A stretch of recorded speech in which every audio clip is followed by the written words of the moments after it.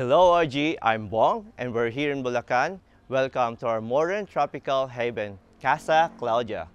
Tara, pasok po tayo.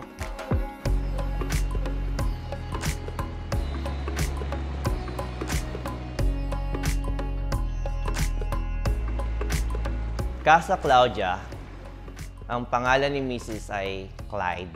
Yan. Nung iniisip namin kung ano yung name ng resort namin, sabi niya, Casa Claudia na lang. Yung Claudia kasi, yan yung mga tawag ng mga ibang kaibigan ni Mami sa kanya.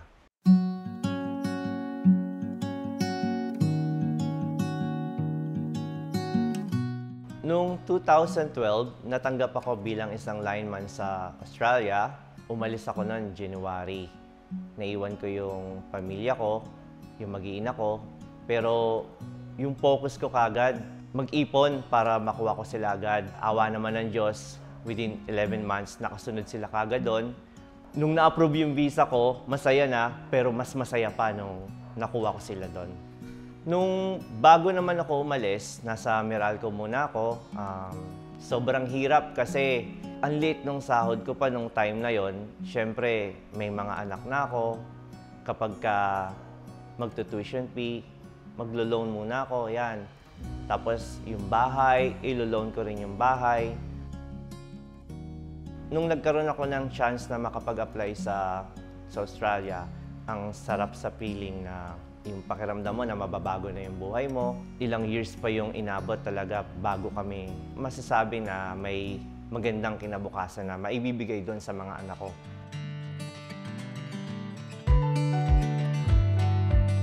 So yung lot area naman nung Casa Claudia is 250 square meter.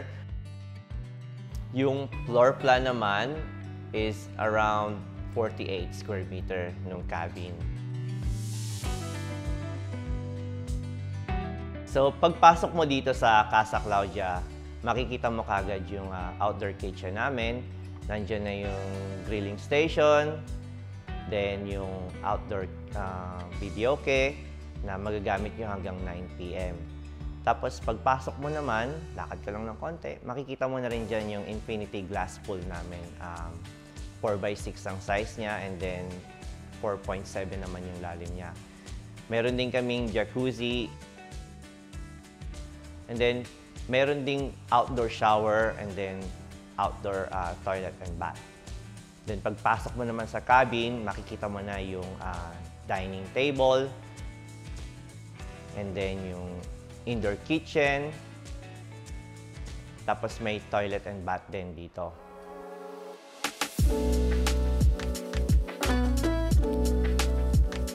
Pag akyat mo naman dito sa taas, makikita mo kagad yung dalawang queen size bed, isang single, at saka another single pa dun sa taas ng hagdanan. Pagdating mo naman dun sa hammock, makikita nyo yung net namin na dinoble ko talaga to para yung safety ng mga gagamit nito at hindi kayo matatakot kasi yun nga, naka-welding yan sa foundation ng building kaya hindi siya masisira. Sobrang special para sa akin yung sunken living area.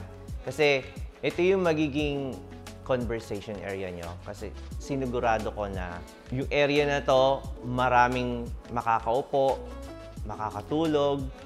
Ibinaba ko siya kasi parang pinalaki niya pa yung area ko.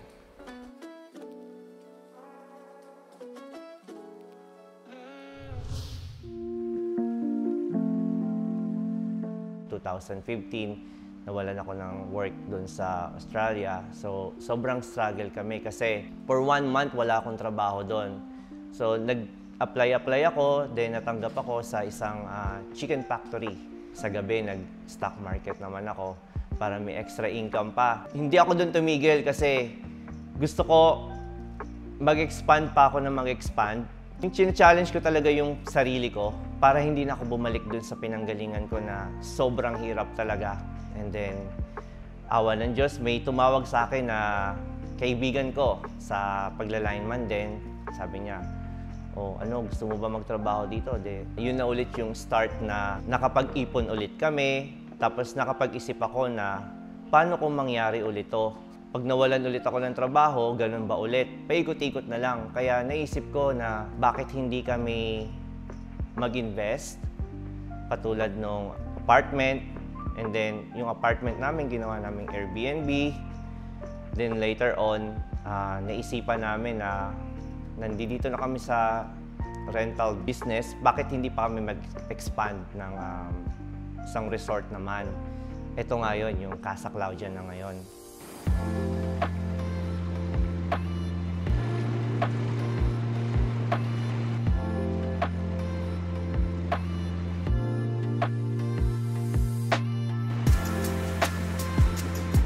Sa tulong ng architect namin na si Grayson, tinulungan niya talaga ako sa design.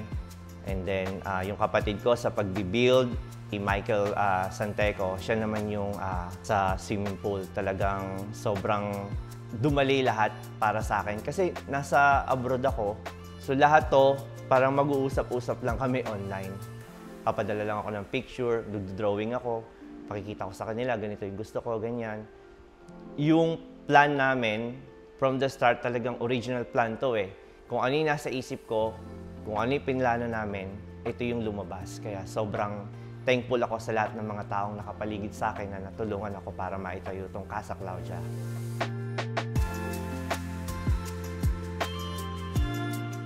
Nung dinidesign ko naman itong bahay na to, bago ko to ibigay kay architect, meron akong garahe doon sa Australia. Sisiguraduhin ko na lahat nung sulok ng bahay na to, functional siya. Kumbaga walang tapon. Kaya maglalagay ako ng tape doon sa garahe namin. Tapos susukatin ko to, yung taas niyan. Ite-tape ko yan, paikot doon sa garahe ko. So same doon sa namin, swimming pool. Naglagay din ako ng tape kasi gusto ko ganitong size. Lahat yan, ginawa ko doon sa Australia. Naglalagay lang talaga ako ng tape sa flooring namin para ma-visualize ko kung ano yung pinapatayo ko dito.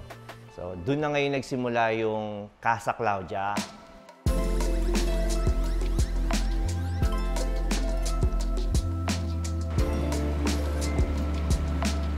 Masasabi ko na plantito kasi at plantita kami mag-asawa. Ngayon, nung binibuild pa lang to, bakod pa lang, naglagay na kaagad kami ng halaman. Tapos, lahat ng puno, sabi ko, wala po tayong puputulin na kahit isang puno sa loob ng lote.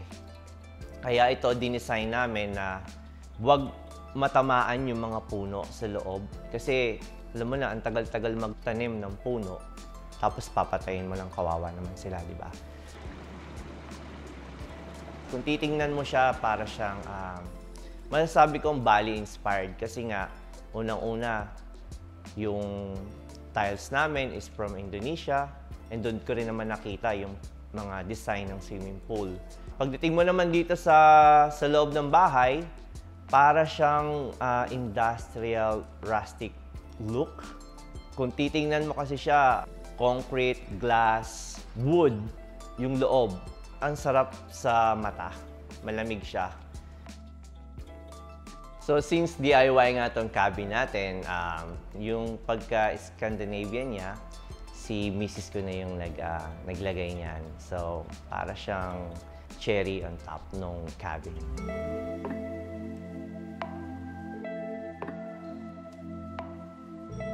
So, yung learning experience ko naman dito sa Casa Claudia, para sa akin yung pagmamanage niya na nasa abroad ako, parang mahirap kung iisipin mo, di ba? Pero ginawan ko lahat ng paraan yan kasi unang-una, yung pag-control mo sa mga pump namin, sa mga ilaw, even the aircon, lahat yan ginawa naming smart system. So, thank you to Brian kasi siya yung nag-set up nito, yung pamangkin ko. And then, yung trust din, nandoon din kasi talagang yung pamilya ko talaga, sila talaga bahala lahat. Sobrang thankful ako dun sa pamilya ko dito kasi sila yung nagpapatakbo nitong business. So parang thankful ako kasi may malasakit sila dito.